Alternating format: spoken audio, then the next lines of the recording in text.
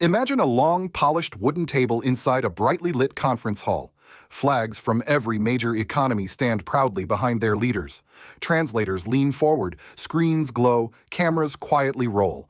And yet, there is one unmistakable seat left, completely empty. The place card reads, United States of America. For many watching around the world, that single empty chair at the G20 summit in South Africa said more than any headline could. It wasn't just a diplomatic absence, it felt like a silence, a question, almost a warning. Because for the first time since the G20 was created, America, the founding member, the very heartbeat of the global economic system, chose not to attend the leaders' summit or the final meetings that shaped its outcomes. And the reason given was even more unsettling: allegations that South Africa was committing genocide against Afrikaners and confiscating land from white citizens. Claims that South Africa insists are baseless, blatant misinformation spread by voices determined to fracture relationships and divide nations. So tonight, as we open this discussion, I want to speak to you not just as observers of world affairs, but as Americans who have lived long enough to know that truth, diplomacy, and dignity matter. You have seen decades of alliances, crises, reconciliations, and turning points. And you understand better than anyone that when trust breaks between nations, ordinary people often pay the highest price. So the question is this: what really happened between the United States and South Africa, and what does that empty chair mean for America's role in a rapidly changing world?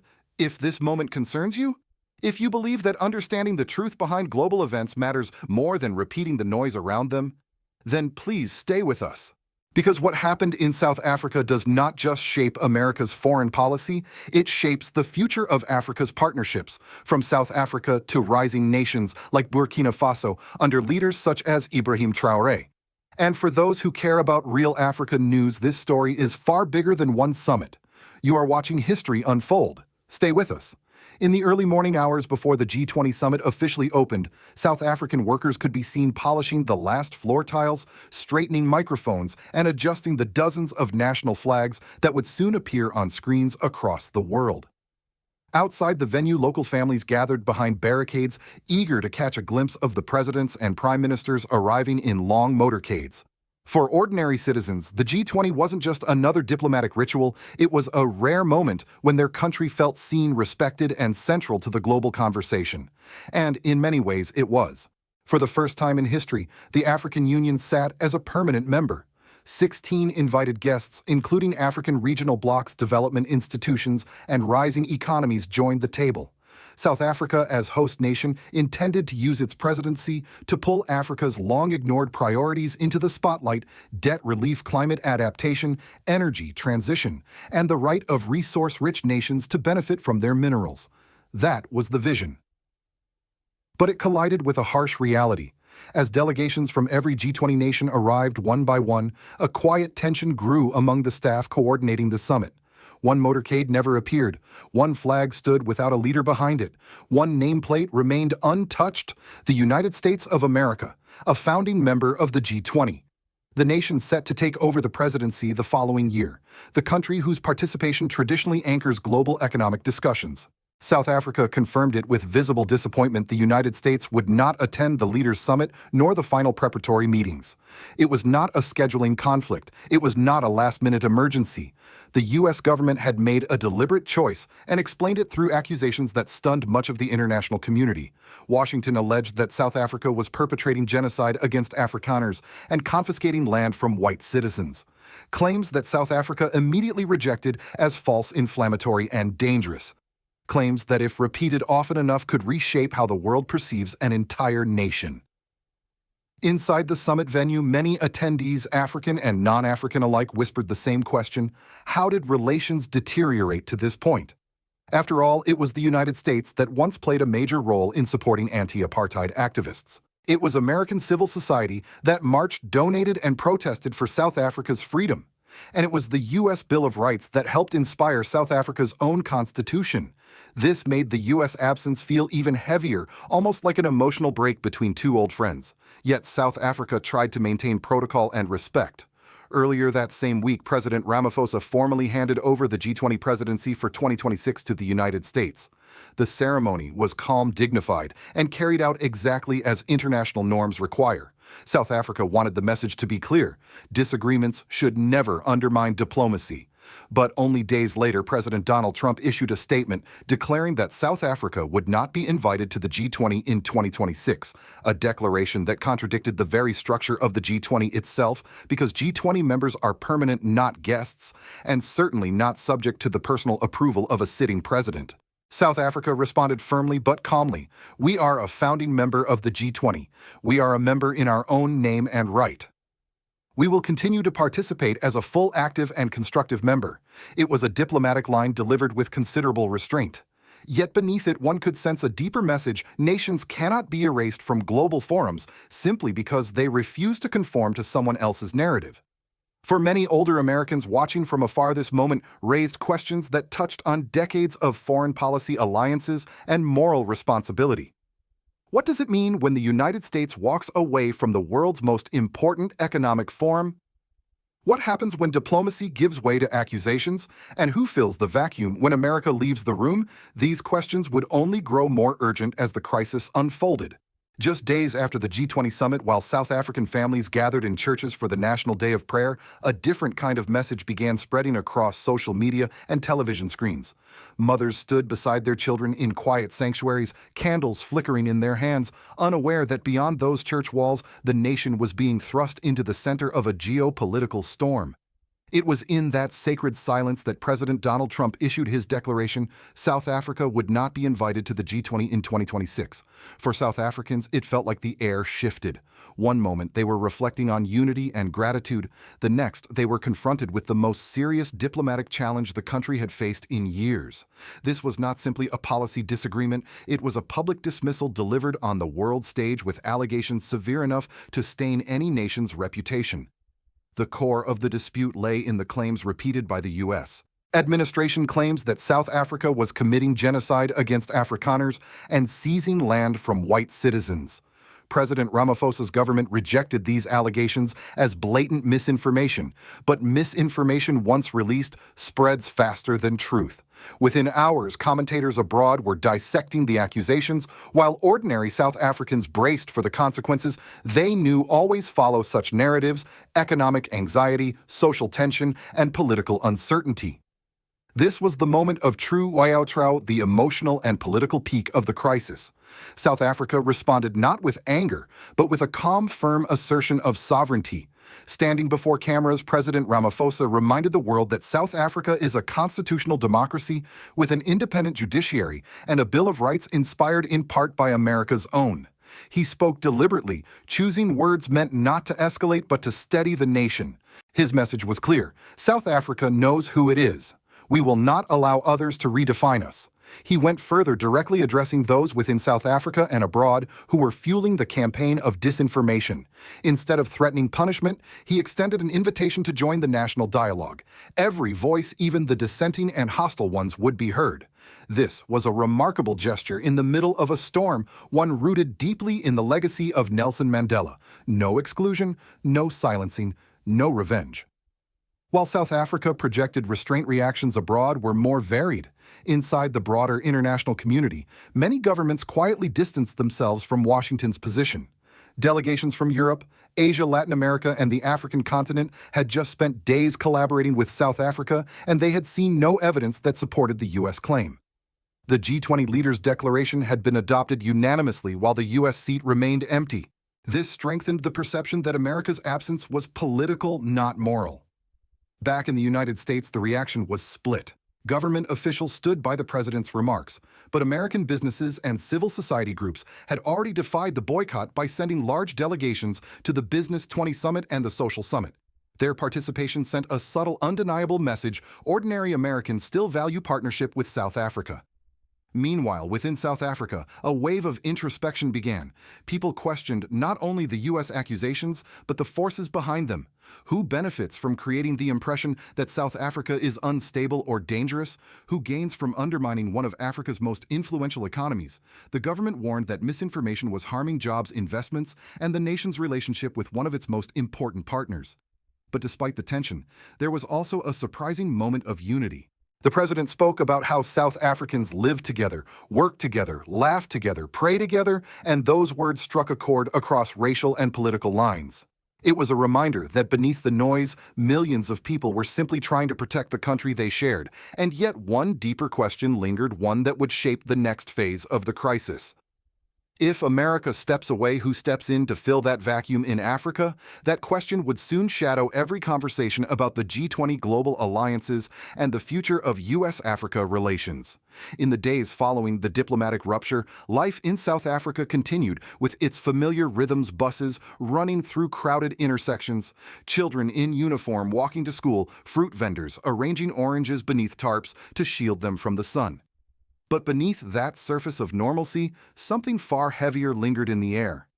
The U.S. accusations and the very public threat to bar South Africa from the 2026 G20 had triggered a deep unease that touched both ordinary families and political institutions. For many citizens, especially older South Africans who lived through apartheid and the fragile early years of democracy, the crisis reopened old anxieties. Would global partners begin to isolate the country? Would investments dry up? Would misinformation about genocide lead to real diplomatic or economic punishment? These were not abstract fears. South Africa's economy depends heavily on international confidence, and even small tremors on the world stage can ripple through household budgets, job markets, and social stability. The government understood this, which is why President Ramaphosa's speeches repeatedly emphasized calm and collective resilience. Yet even as officials reassured the public, civil society organizations warned that the crisis exposed deeper long-standing problems: poverty, unemployment, crime, and weak public services. Many citizens asked themselves, if our international relationships weaken, will these challenges only worsen? Amid these uncertainties, something unexpected occurred. Economic indicators began showing small signs of improvement. Unemployment numbers had dipped in recent months. Public finances were strengthening. A major business leader publicly stated that South Africa has turned the corner after a decade of decline. For ordinary people, these signs were fragile but meaningful proof that the country was not collapsing despite the political storm. Still, political institutions felt the strain. Inside Parliament, opposition parties accused the government of failing to anticipate the diplomatic fallout. Supporters of the ruling party countered that the U.S. administration's actions were driven by misinformation and external agendas. Analysts warned that if left unchecked, the narrative of genocide could harden into an international perception, making it harder for South Africa to negotiate on trade, investment, and regional security. But the most profound consequence was not political, it was social. As misinformation spread online, racial tensions threatened to re-emerge. Some groups used the U.S. accusations to fuel old divisions, claiming that South Africa was descending into racial conflict. In response, clergy, community leaders, and ordinary families began speaking out, urging neighbors to resist fear and reject narratives designed to fracture the nation. Many pointed to their own daily lives as proof: workplaces where people of all backgrounds collaborated, neighborhoods where families of every race lived side by side, churches and mosques where congregations prayed together. The government took a symbolic yet powerful step. During this period, it formally classified gender-based violence and femicide as a national disaster. This decision, unrelated to the G20 crisis, nonetheless sent a clear message. South Africa's greatest battles were internal, human and moral, not the ones being projected onto it by external forces. Politically, the crisis pushed the nation toward introspection. Ministers emphasized the need for a national dialogue where every voice, no matter how critical, would be invited to shape South Africa's future. The message was clear: division created by misinformation will not be allowed to define the republic. But even as these efforts grew, a larger question hung over the political horizon. If South Africa's relationship with the United States fractures, what does that mean for the balance of power within Africa and for global diplomacy itself? That question would guide the next chapter of the story. On the other side of the world, in quiet American suburbs, where morning newspapers still land on driveways and retirees gather over coffee to discuss global affairs, the news from South Africa reached people in fragmented pieces, headlines, brief commentary, a few fiery soundbites on television. For many older Americans who remember both the Cold War and the struggle against apartheid, the story felt strangely incomplete. Why would the United States, a country that once stood so firmly with South Africans seeking freedom, now take a step so dramatic as to abandon the G20 summit altogether? From a distance, that empty chair in Johannesburg looked less like a diplomatic decision and more like a symbol, one that forced Americans to confront a difficult truth. When the United States withdraws, the rest of the world does not pause. It reorganizes. Foreign policy experts across Washington quietly acknowledged this. They noted that America's absence had created a vacuum at a moment when global power balances were already shifting. China was expanding investment networks. Russia was strengthening partnerships within the global South.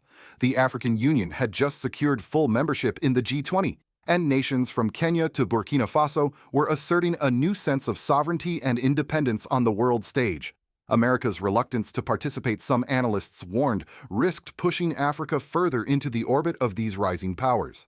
At the G20 itself, the contrast was unmistakable.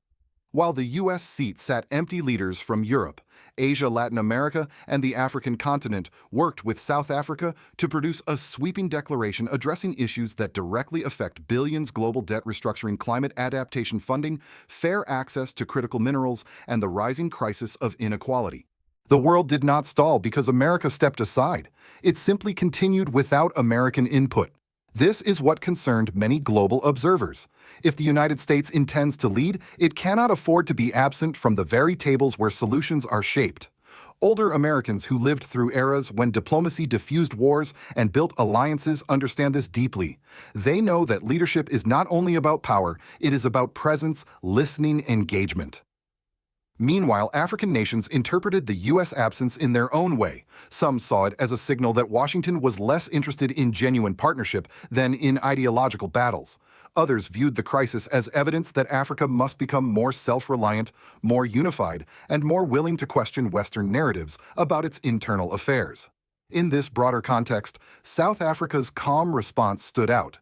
Rather than escalating tensions, the country affirmed its commitment to dialogue, cooperation, and multilateralism, even when provoked. This earned quiet respect across the global South, reinforcing a growing sentiment: Africa is no longer merely reacting to world events, it is shaping them.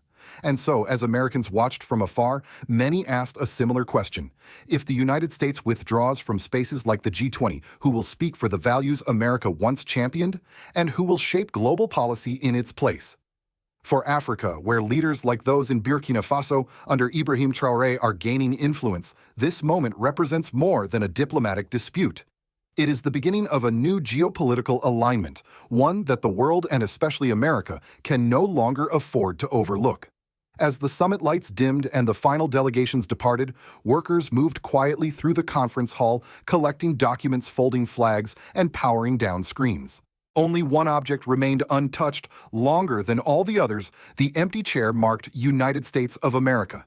It stood there like a question left hanging in the air, a silent witness to a turning point the world will remember long after the speeches fade. That chair is more than a symbol of diplomatic absence. It is a gentle warning, especially to those of us who have lived through decades of American leadership on the world stage. When the United States steps back, the world does not simply wait. It rearranges itself. New alliances emerge, new voices rise, and new centers of influence take shape. South Africa's calm and steady response showed that the global South is no longer intimidated by pressure or isolated by misinformation. It is becoming more confident, more unified, and more determined to set its own course. From Johannesburg to Ouagadougou, where leaders such as Ibrahim Traoré are reshaping Burkina Faso's role in Africa, there is a new diplomatic energy building across the continent. And the G20 dispute has only accelerated that momentum. For Americans watching from afar, especially those who remember the eras of Truman, Eisenhower, Kennedy, and Reagan, this moment invites a deeper reflection. What does American leadership mean today? And what happens if Washington abandons the very institutions it once helped create? If America leaves its seat empty, someone else will sit in it. China, Russia, or a rising coalition of African nations, tired of being spoken for rather than spoken to. That is the geopolitical reality unfolding before our eyes. And yet the future is not predetermined. The bonds between Americans and South Africans, the shared struggles, the constitutional ideals, the moral vision do not disappear because of one political dispute.